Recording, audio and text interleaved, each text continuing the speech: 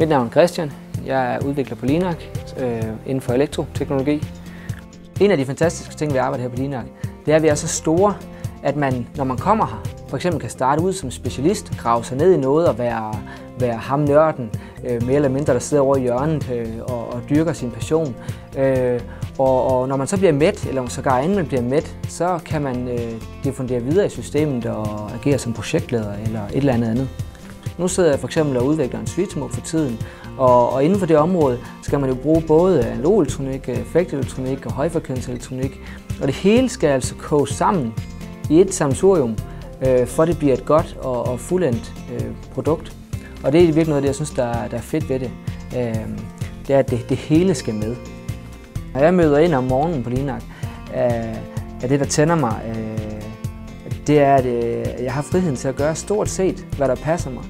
Bare det er fornuftigt. Altså det er klart noget, som inspirerer mig. Det er, at der kommer ikke nogen og sætter en dagsorden for mig. Selvfølgelig en retning, men hvordan jeg når derhen, det er egentlig mit eget problem.